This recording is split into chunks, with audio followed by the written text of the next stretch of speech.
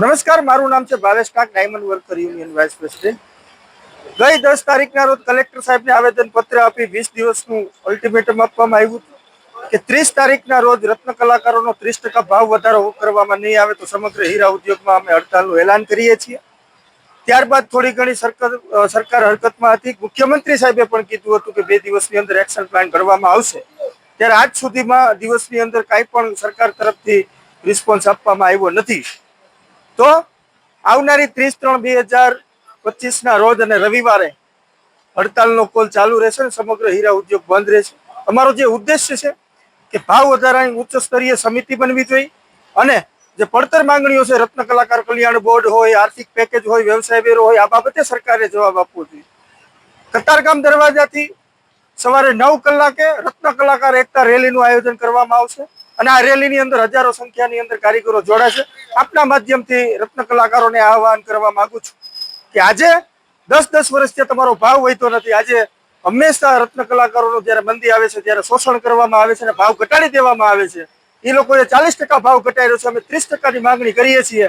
તો તાત્કાલિકના ધોરણે ભાવ વધારવામાં આવે ને ઉચ્ચસ્તરીય સમિતિ બનાવવામાં આવે અને આ રેલીની અંદર તમામ રત્ન કલાકારો જોડાય અને આ રેલીને સફળ બનાવે. અને કાલ રવિવારના રોજ સમગ્ર હીરા ઉદ્યોગ બંધ રહેશે એવી હું આપના માધ્યમથી માહિતી આપવા માંગુ છું અને વિનંતી કરવા માંગુ છું કે એક પણ કારખાનું ચાલુ ન રહે. આવનારી 30/3/2025ના રોજ રત્ન કલાકાર એકતા રેલીનું આયોજન કરેલ છે. મારું નામ હિંમતભાઈ. હડતાલ માટે તો કારીગરોને અત્યારે કોઈના ઘર ચલાવવા એ પોહાય એમ જ નથી. કારણ કે જો શેઠિયા જ એને જો સલામતી આપે તો બિચારા ઘર ચલાવી શકે ને. એટલે આ માટે સરકારને જ, મોદી સાહેબને જ આમાં ધ્યાન આપવું પડે કે હીરા માટે ગમે ત્યાં મિની બજારમાં કે ગમે ના બધે ભાવ વધારા કે ગમે ના હીરાનું આખી પ્રોડક્શન કે ગમે એ થતું હોય એ બધું કરીને અને શેઠિયા કમાય તો જ પાછા મજૂરો લોકોને આપી શકે.